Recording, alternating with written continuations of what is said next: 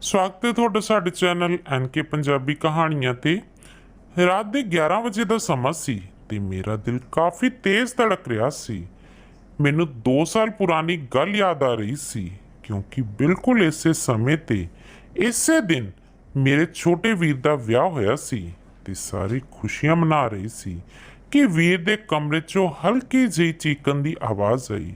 ਫਿਰ ਜੋ ਸਵੇਰੇ ਹੋਇਆ ਉਸਨੇ ਸਾਨੂੰ ਸਾਰਿਆਂ ਨੂੰ ਹਿਲਾ ਕੇ ਰੱਖ ਦਿੱਤਾ। ਮੇਰੀ ਭਾਬੀ ਬਿਮਲਾ, ਜਿਸ ਨੂੰ ਅਸੀਂ ਵਿਆਹ ਕੇ ਲਿਆਏ ਸੀ, ਆਪਣੇ ਕਮਰੇ 'ਚ ਮਰੀ ਪਈ ਸੀ। ਬਿਮਲਾ ਭਾਬੀ ਦਾ ਚਿਹਰਾ ਇੱਕਦਮ ਕਾਲਾ ਹੋਇਆ ਪਿਆ ਸੀ, ਮੂੰਹ 'ਚੋਂ ਝੱਗ ਨਿਕਲ ਰਹੀ ਸੀ ਤੇ ਅਜਿਹਾ ਲੱਗ ਰਿਹਾ ਸੀ ਕਿ ਉਹਨਾਂ ਨੂੰ ਕਿਸੇ ਨੇ ਮਾਰਿਆ ਹੈ। ਪਰ ਮੇਰਾ ਵੀਰ ਮਨੋਜ ਬਹੁਤ ਹੀ ਸ਼ਰੀਫ ਤੇ ਸਿੱਧਾ ਇਨਸਾਨ ਸੀ ਤੇ ਪਿੰਡ ਵਾਲੇ ਵੀ ਉਹਨਾਂ ਦੀ ਪ੍ਰਸ਼ੰਸਾ ਕਰਦੇ ਸਨ, ਜਿਸ ਕਰਕੇ ਉਹਨਾਂ ਤੇ ਕੋਈ ਦੋਸ਼ ਲਾਉਣ ਬਾਰੇ ਸੋਚ ਵੀ ਨਹੀਂ ਸਕਦਾ ਸੀ। ਦੂਜਾ, ਬਿਮਲਾ ਭਾਬੀ ਗਰੀਬ ਪਰਿਵਾਰ 'ਚੋਂ ਸੀ, ਜਿਸ ਕਰਕੇ ਉਹਨਾਂ ਦੇ ਪਰਿਵਾਰ ਵਾਲਿਆਂ ਨੇ ਸਾਡੇ ਤੇ ਕੋਈ ਕੇਸ ਵੀ ਨਹੀਂ ਸੀ ਕੀਤਾ। ਇਸ ਘਟਨਾ ਤੋਂ 6-7 ਮਹੀਨੇ ਬਾਅਦ ਅਸੀਂ ਇੱਕ ਵਾਰ ਫਿਰ ਛੋਟੇ ਵੀਰ ਵਾਸਤੇ ਲੜਕੀ ਲੱਭਣੀ ਸ਼ੁਰੂ ਕਰ ਦਿੱਤੀ। ਇਸ ਵਾਰ ਜਿਸ ਪਰਿਵਾਰ ਤੋਂ ਸਾਨੂੰ ਕੁੜੀ ਮਿਲੀ, ਇਹ ਪਰਿਵਾਰ ਸਾਡੇ ਪਿੰਡ ਤੋਂ ਕਾਫੀ ਦੂਰ ਸੀ, ਜਿਸ ਕਰਕੇ ਨਾ ਤਾਂ ਉਹਨਾਂ ਨੂੰ ਛੋਟੇ ਵੀਰ ਦੇ ਦੋਵੇਂ ਵਿਆਹਾਂ ਬਾਰੇ ਪਤਾ ਸੀ ਤੇ ਨਾ ਹੀ ਉਹਨਾਂ ਘਟਨਾਵਾਂ ਬਾਰੇ, ਜਿਸ ਕਰਕੇ ਉਹਨਾਂ ਬੇਝਿਜਕ ਰਿਸ਼ਤਾ ਦੇ ਦਿੱਤਾ।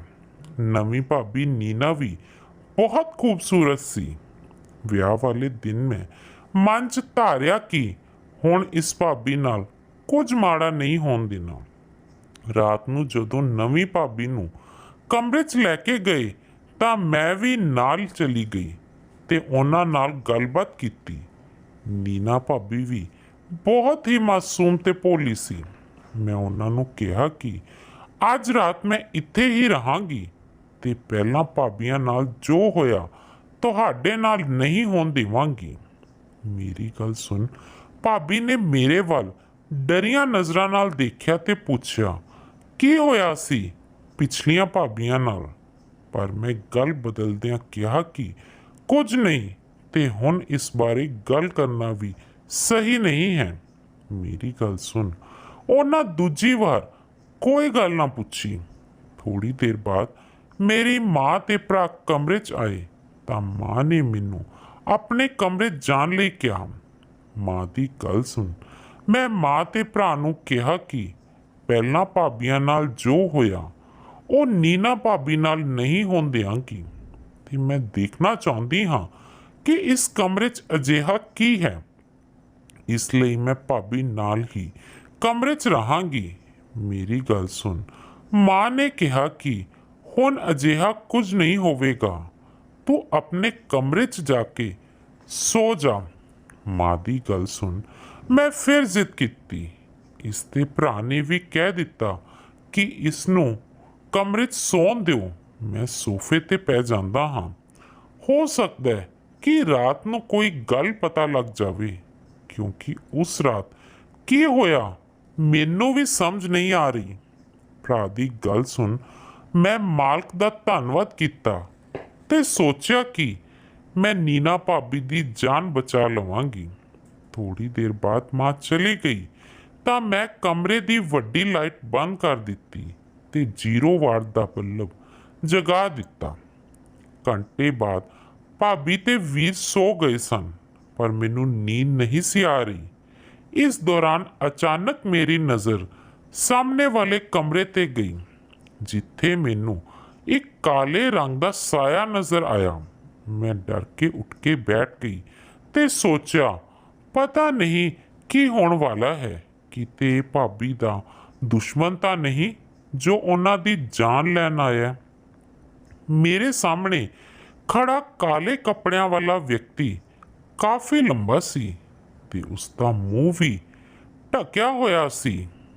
ਡਰਦੀ ਮਾਰੀ ਨੇ ਮੈਂ ਚੀਕ ਮਾਰੀ ਤੇ ਵੀਰੇ ਨੂੰ ਜਗਾਉਂਦਿਆਂ ਕਿਹਾ, ਵੀਰੇ ਉੱਠ, ਭਾਬੀ ਨੂੰ ਮਾਰਨ ਉਹ ਆ ਗਿਆ। ਮੇਰੀ ਚੀਕ ਸੁਣ ਵੀਰਾ ਵੀ ਅੱਖਾਂ ਮਲਦਾ ਉੱਠ ਖੜਾ ਹੋ ਗਿਆ। ਮੈਂ ਵੀਰੇ ਨੂੰ ਦੱਸਿਆ ਕਿ ਸਾਹਮਣੇ ਵਾਲੇ ਕਮਰੇ 'ਚ ਕੋਈ ਖੜਾ ਸੀ ਤੇ ਇੱਧਰ ਹੀ ਆ ਰਿਹਾ ਸੀ। ਮੇਰੀ ਗੱਲ ਸੁਣ, ਵੀਰ ਨੇ ਕਿਹਾ। ਸਾਡੇ ਕੋਲ ਤਾਂ ਕੋਈ ਹਥਿਆਰ ਵੀ ਨਹੀਂ ਜਿਸ ਨਾਲ ਅਸੀਂ ਉਸ ਤੇ ਵਾਰ ਕਰ ਸਕੀਏ। ਇਸ ਦੌਰਾਨ ਨੀਨਾ ਭਾਬੀ ਵੀ ਜਾਗ ਗਈ ਤੇ ਡਰ ਕੇ ਬੈੱਡ ਤੇ ਹੀ ਬੈਠ ਗਈ।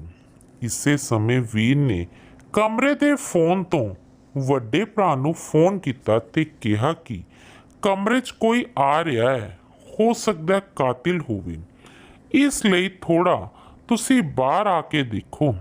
ਜੇਕਰ ਕੋਈ ਖਤਰੇ ਵਾਲੀ ਗੱਲ ਨਾ ਹੋਈ ਤਾਂ ਅਸੀਂ ਬਾਹਰ ਆਵਾਂਗੇ। ਫੋਨ ਸੁਣ ਵੱਡਾ ਭਰਾ ਭੱਜ ਕੇ ਬਾਹਰ ਆਇਆ ਤੇ ਸਾਰੀਆਂ ਲਾਈਟਾਂ ਜਗਾ ਦਿੱਤੀਆਂ ਤੇ ਇੱਧਰ ਉੱਧਰ ਚੈੱਕ ਕੀਤਾ, ਪਰ ਕਿਤੇ ਕੋਈ ਵੀ ਨਹੀਂ ਸੀ। ਸਾਰੇ ਮੇਰੇ ਵੱਲ ਦੇਖਣ ਲੱਗੇ ਤੇ ਕਹਿਣ ਲੱਗੇ ਕਿ ਤੂੰ ਨਵੀਂ ਵਿਆਹੀ ਜੋੜੀ ਦੇ ਕਮਰੇ 'ਚ ਕੀ ਕਰ ਰਹੀ ਹੈ? ਤੂੰ ਸਾਰਿਆਂ ਨੂੰ ਅੱਧੀ ਰਾਤ ਨੂੰ ਪਰੇਸ਼ਾਨ ਕਰ ਦਿੱਤਾ। ਇਸ ਤੇ ਮੈਂ ਕਿਹਾ ਕਿ ਮੈਂ ਝੂਠ ਨਹੀਂ ਬੋਲ ਰਹੀ ਤੇ ਨਾ ਹੀ ਮੈਨੂੰ ਕੋਈ ਸੁਪਨਾ ਆਇਆ ਸੀ, ਸਗੋਂ ਮੈਂ ਆਪਣੀਆਂ ਅੱਖਾਂ ਨਾਲ ਉਸ ਕਾਲੇ ਰੰਗ ਦੇ ਕੱਪੜਿਆਂ ਪਾਏ ਆਦਮੀ ਨੂੰ ਦੇਖਿਆ ਸੀ ਜਿਸ ਦਾ ਮੂੰਹ ਵੀ ਢਕਿਆ ਹੋਇਆ ਸੀ।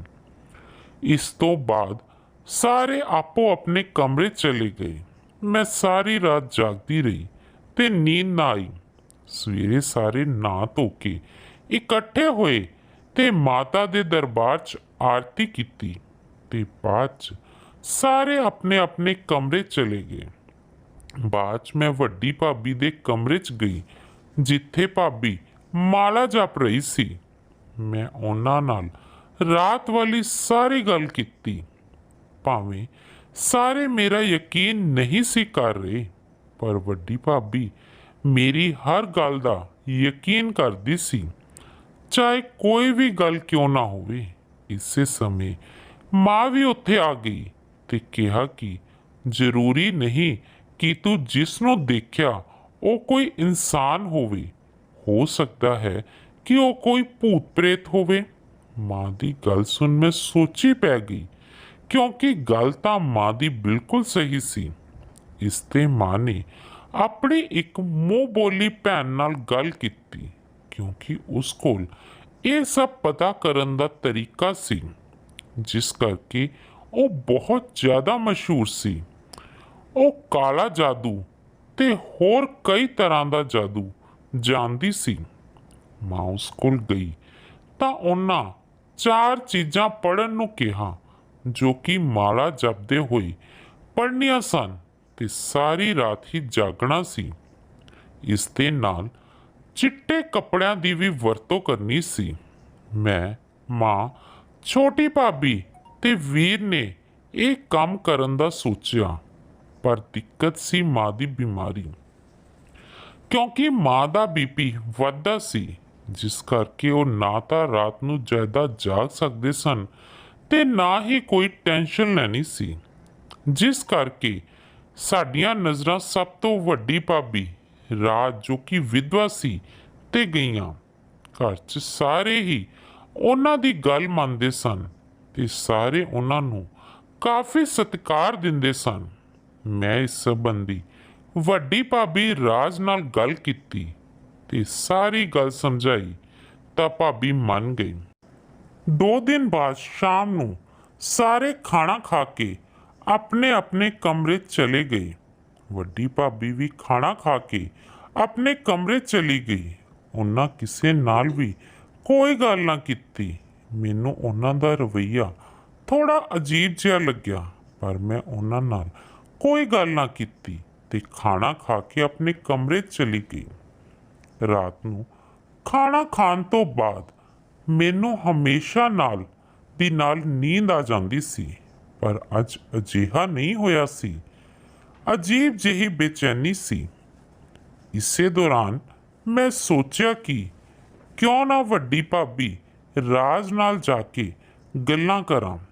ਇਹ ਸੋਚ ਮੈਂ ਉੱਠ ਭਾਬੀ ਦੇ ਕਮਰੇ ਵੱਲ ਜਾਣ ਲੱਗੀ ਤਾਂ ਦੇਖਿਆ ਕਿ ਭਾਬੀ ਦਾ ਕਮਰਾ ਤਾਂ ਪਹਿਲਾਂ ਹੀ ਖੁੱਲ੍ਹਾ ਪਿਆ ਸੀ। ਇਸੇ ਦੌਰਾਨ ਮੈਨੂੰ ਲੱਗਾ ਕੋਈ ਬਾਹਰ ਹੈ, ਜਿਸ ਤੇ ਮੈਂ ਭਾਬੀ ਦੇ ਕਮਰੇ ਅੰਦਰ ਜਾ ਕੇ ਦਰਵਾਜ਼ਾ ਬੰਦ ਕਰ ਲਿਆ ਤੇ ਹੌਲੀ-ਹੌਲੀ ਭਾਬੀ ਕੋਲ ਜਾ ਕੇ ਉਹਨਾਂ ਦੇ ਬੈੱਡ ਵੱਲ ਵਧੀ ਤੇ ਬੈੱਡ ਦੇ ਨਾਲ ਵਾਲੀ ਲਾਈਟ ਜਗਾਈ ਤਾਂ ਬੈੱਡ ਤੇ ਕੋਈ ਵੀ ਨਹੀਂ ਸੀ। ਮੈਂ ਹੋਰ ਡਰ ਗਈ ਤੇ ਭਾਬੀ ਵਾਲੇ ਕਮਰੇ ਦੇ ਫੋਨ ਤੋਂ ਆਪਣੇ ਸਭ ਤੋਂ ਛੋਟੇ ਭਰਾ ਰਵੀ ਨੂੰ ਫੋਨ ਕੀਤਾ, ਜੋ ਦੇਰ ਰਾਤ ਤੱਕ ਜਾਗਦਾ ਰਹਿੰਦਾ ਹੈ ਤੇ ਸ਼ਾਇਦ ਪੜ੍ਹਦਾ ਹੋਣ ਕਾਰਨ ਉਸਨੇ ਨਾਲ ਦੀ ਨਾਲ ਹੀ ਫੋਨ ਚੁੱਕ ਲਿਆ। ਮੈਂ ਉਸਨੂੰ ਸਾਰੀ ਗੱਲ ਦੱਸ ਦਿੱਤੀ। ਮੇਰੀ ਗੱਲ ਸੁਣ, ਰਵੀ ਨੇ ਮੈਨੂੰ ਉੱਥੇ ਹੀ ਰਹਿਣ ਨੂੰ ਕਿਹਾ ਤੇ ਖੁਦ ਆਪਣੇ ਕਮਰੇ ਚੋਂ ਬਾਹਰ ਆ ਗਿਆ। ਅਜੇ 2 ਮਿੰਟ ਵੀ ਨਹੀਂ ਸੀ ਹੋਏ ਕਿ ਸਾਰੇ ਘਰ ਦੀਆਂ ਲਾਈਟਾਂ ਜਗ ਗਈਆਂ ਤੇ ਮੇਰੇ ਛੋਟੇ ਭਰਾ ਰਵੀ ਦੀ ਆਵਾਜ਼ ਆਈ, ਹਿੱਲੀ ਨਾ, ਤੂੰ ਜੋ ਵੀ ਹੈ ਇੱਥੇ ਹੀ ਬੈਠਾ ਰਹਿ, ਨਹੀਂ ਤਾਂ ਮੈਂ ਤੇਰੀ ਜਾਨ ਲੈ ਲਵਾਂਗਾ। ਰਵੀ ਦੀ ਆਵਾਜ਼ ਸੁਣ ਮੇਰੀ ਜਾਨ 'ਚ ਜਾਨ ਆਈ ਤੇ ਮੈਂ ਖਿੜਕੀ 'ਚੋਂ ਦੇਖਣ ਲੱਗੀ। ਰਵੀ ਤੇ ਮਾਂ ਇਕੱਠੇ ਖੜੇ ਸਨ ਤੇ ਦੂਜੇ ਪਾਸੇ ਹੋਰ ਪਰਿਵਾਰ ਦੇ ਮੈਂਬਰ ਸਨ। ਦਰਵਾਜ਼ੇ ਦੇ ਬਾਹਰ ਜੋ ਵਿਅਕਤੀ ਸੀ ਉਹ ਜਿਉਂ ਦਾ ਤਿਉਂ ਹੀ ਬੈਠਾ ਰਿਹਾ। ਅਜਿਹਾ ਲੱਗ ਰਿਹਾ ਸੀ ਜਿਵੇਂ ਉਸਨੂੰ ਸਭ ਸੌਂ ਗਿਆ ਹੋਵੇ। ਇਸੇ ਦੌਰਾਨ ਰਵੀ ਨੇ ਅੱਗੇ ਵੱਧ ਕੇ ਉਸ ਆਦਮੀ ਤੇ ਲਿਆ ਕੱਪੜਾ ਖਿੱਚ ਦਿੱਤਾ। ਜਿਵੇਂ ਹੀ ਰਵੀ ਨੇ ਕੱਪੜਾ ਖਿੱਚਿਆ ਤਾਂ ਸਾਰਿਆਂ ਦੇ ਪੈਰਾਂ ਹੇਠੋਂ ਜ਼ਮੀਨ ਖਿਸਕ ਗਈ। ਉੱਥੇ ਕੋਈ ਹੋਰ ਨਹੀਂ ਸਗੋਂ ਵੱਡੀ ਭਾਬੀ ਰਾਜ ਸੀ। ਜਦੋਂ ਰਵੀ ਨੇ ਕਿਹਾ, ਭਾਬੀ ਤੁਸੀਂ ਇੱਥੇ ਕੀ ਕਰ ਰਹੇ ਹੋ, ਤਾਂ ਭਾਬੀ ਨੇ ਕਿਹਾ, ਤੁਸੀਂ ਸਾਰੇ ਇੱਥੇ ਕਿਉਂ ਆ ਗਏ? ਮੈਂ ਤਾਂ ਜਾਦੂ ਕਰ ਰਹੀ ਸੀ ਤੇ ਇਸੇ ਕਰਕੇ ਇੱਥੇ ਆਈ ਸੀ। ਮੈਂ ਦੇਖਿਆ ਕਿ ਭਾਬੀ ਨੇ ਇੱਕ ਟੋਕਰੀ ਤੇ ਹੱਥ ਰੱਖਿਆ ਹੋਇਆ ਸੀ, ਜਿਵੇਂ ਉਹ ਸਾਡੇ ਤੋਂ ਕੁਝ ਲੁਕਾਉਣਾ ਚਾਹੁੰਦੀ ਹੋਵੇ। ਮੇਰੀ ਮਾਂ ਨੇ ਭਾਬੀ ਤੋਂ ਪੁੱਛਿਆ ਕਿ ਤੂੰ ਇਸ ਵੇਲੇ ਕਿਹੜਾ ਜਾਦੂ ਕਰ ਰਹੀ ਹੈ, ਦਰਵਾਜ਼ੇ ਕੋਲ ਬੈਠ ਕੇ। ਮਾਂ ਦੇ ਪੁੱਛਣ ਤੇ ਭਾਬੀ ਨੇ ਜਵਾਬ ਦਿੱਤਾ ਕਿ ਤੁਸੀਂ ਖੁਦ ਹੀ ਤਾਂ ਮੈਨੂੰ ਕਿਹਾ ਸੀ। ਭਾਬੀ ਦੇ ਇੰਨਾ ਆਖਣ ਤੇ ਮਾਂ ਨੇ ਅੱਗੇ ਵੱਧ ਕੇ ਭਾਬੀ ਕੋਲੋਂ ਟੋਕਰੀ ਲੈ ਲਈ ਤੇ ਜਦੋਂ ਉਸਦਾ ਢੱਕਣ ਖੋਲ੍ਹਿਆ ਤਾਂ ਉਸ 'ਚੋਂ ਇੱਕ ਕਾਲਾ ਸੱਪ ਨਿਕਲਿਆ, ਜੋ ਕਿ ਬਹੁਤ ਹੀ ਜ਼ਹਿਰੀਲਾ ਸੱਪ ਲੱਗਦਾ ਸੀ ਤੇ ਉਸ ਦੇ ਡੰਗਣ ਨਾਲ ਇਨਸਾਨ ਦੀ ਜਾਨ ਕੁਝ ਮਿੰਟਾਂ 'ਚ ਹੀ ਜਾ ਸਕਦੀ ਸੀ। ਮਾਂ ਨੇ ਭਾਬੀ ਨੂੰ ਪੁੱਛਿਆ, ਤੂੰ ਇਸ ਨੂੰ ਆਪਣੇ ਕੋਲ ਕਿਉਂ ਰੱਖਿਆ? ਕਿਤੇ ਤੂੰ ਪਾਗਲ ਤਾਂ ਨਹੀਂ ਹੋ ਗਈ? ਮਾਂ ਦੀ ਗੱਲ ਸੁਣ ਭਾਬੀ ਕਹਿਣ ਲੱਗੀ ਕਿ ਇਹ ਤਾਂ ਉਸਨੇ ਜਾਦੂ ਟੂਣੇ ਲਈ ਰੱਖਿਆ ਸੀ। ਤੁਹਾਨੂੰ ਤਾਂ ਪਤਾ ਹੀ ਹੈ, ਜਾਦੂ ਟੂਣੇ ਲਈ ਇਹ ਕਰਨਾ ਪੈਂਦਾ ਹੈ। ਗੱਲਾਂ ਕਰਦੇ ਕਰਦੇ ਭਾਬੀ ਦਾ ਚਿਹਰਾ ਲਾਲ ਹੋ ਰਿਹਾ ਸੀ ਤੇ ਉਹਨਾਂ ਦੇ ਚਿਹਰੇ ਤੇ ਘਬਰਾਹਟ ਵੀ ਸਾਫ਼ ਦਿਸ ਰਹੀ ਸੀ ਕਿ ਉਹ ਝੂਠ ਬੋਲ ਰਹੀ ਹੈ। ਪਰ ਮਾਂ ਨੇ ਉਹ ਸਭ ਰਵੀ ਨੂੰ ਦਿੰਦਿਆਂ ਕਿਹਾ ਕਿ ਸਵੇਰੇ ਇਸ ਨੂੰ ਜੰਗਲ 'ਚ ਛੱਡ ਆਵੀਂ, ਮਾਰੀ ਨਾ। ਇਸ ਘਟਨਾ ਤੋਂ ਬਾਅਦ ਘਰ ਵਾਲਿਆਂ ਨੂੰ ਪਤਾ ਲੱਗ ਗਿਆ ਕਿ ਵੱਡੀ ਭਾਬੀ ਦੀ ਨੀਅਤ ਠੀਕ ਨਹੀਂ ਹੈ, ਜਿਸ ਕਰਕੇ ਮਾਂ ਨੇ ਉਸ 'ਤੇ ਨਜ਼ਰ ਰੱਖਣੀ ਸ਼ੁਰੂ ਕਰ ਦਿੱਤੀ। ਦੂਜੇ ਦਿਨ ਸਾਡੀ ਗੁਆਂਢੀ ਦੀ ਮੇਰੀ ਸਹੇਲੀ ਘਰ ਆਈ, ਜੋ ਕਿ ਡਾਕਟਰ ਸੀ। ਮੈਂ ਉਸ ਨਾਲ ਰਾਤ ਦੀ ਸਾਰੀ ਗੱਲ ਕੀਤੀ ਤਾਂ ਉਸਨੇ ਦੱਸਿਆ ਕਿ ਤੁਹਾਡੀਆਂ ਪਿਛਲੀਆਂ ਵਹੁਟੀਆਂ ਦੀ ਮੌਤ ਵੀ ਸੱਪ ਦੇ ਕੱਟਣ ਨਾਲ ਹੀ ਹੋਈ ਸੀ।